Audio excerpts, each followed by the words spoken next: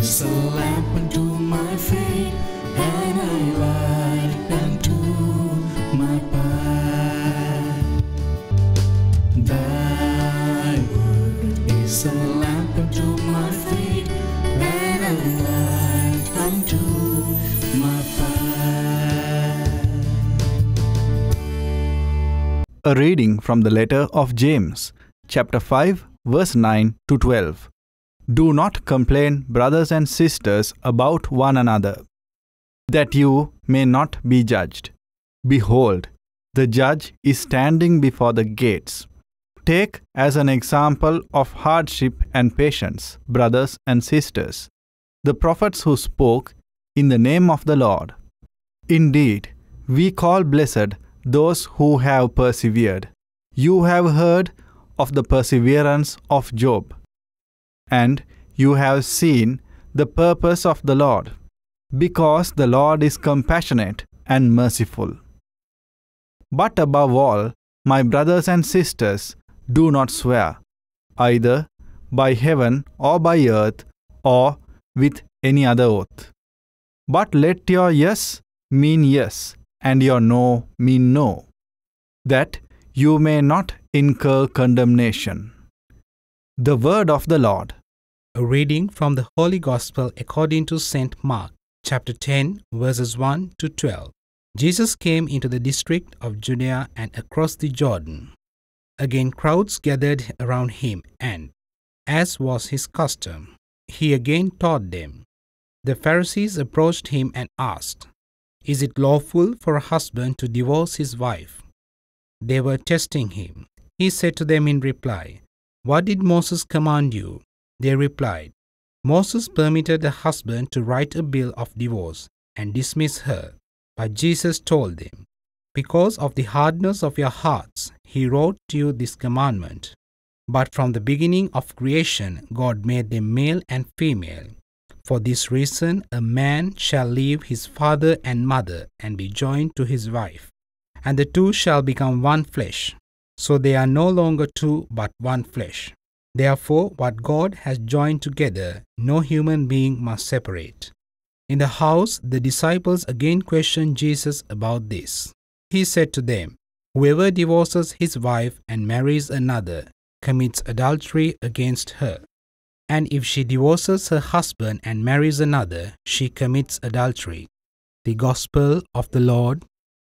Dear friends in Jesus Christ, the Old Testament Jewish society was a patriarchal society. In that society, man was considered as more important than the woman. Therefore, the woman did not enjoy certain privileges which were enjoyed by the men in Jewish society.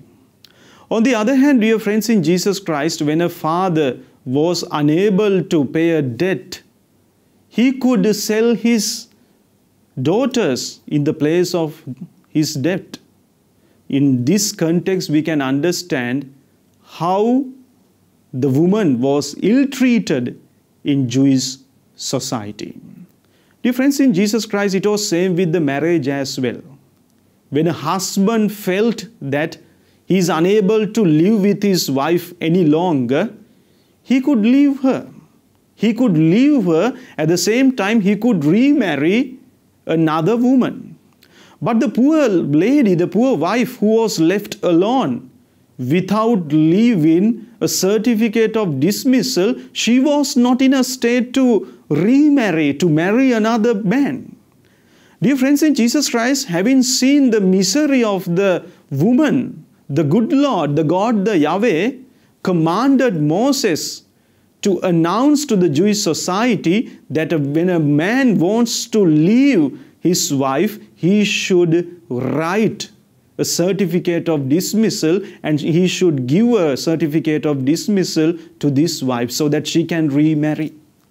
Dear friends in Jesus Christ, the purpose of writing a certificate of dismissal is very clearly shown in today's gospel. Jesus says, "You were asked to write a certificate of dismissal and to divorce your wife because of the hardness of your heart. It was not in the original plan of God, because God created man and woman to become one. When they enter into the sacrament of marriage, whenever they enter into the marriage, they become one body. A body cannot be separated. One part cannot say, I don't want another part. In the same way, when they become one, they cannot be separated. That is why St. Paul, in his famous letter to the Ephesians, chapter 5, compares the husband to the head of the body. And he compares the wife to the rest of the body. Just as the head loves the rest of the body, the husband must love his wife. And just as the rest of the body obeys the commandments and the signals which are provided by the head, in a similar fashion, the wife should obey the husband. Therefore, there is a perfect union. They become one body, and there is a perfect unity. There comes the indissolubility as well. And that is why Jesus says, no man must separate what God has united.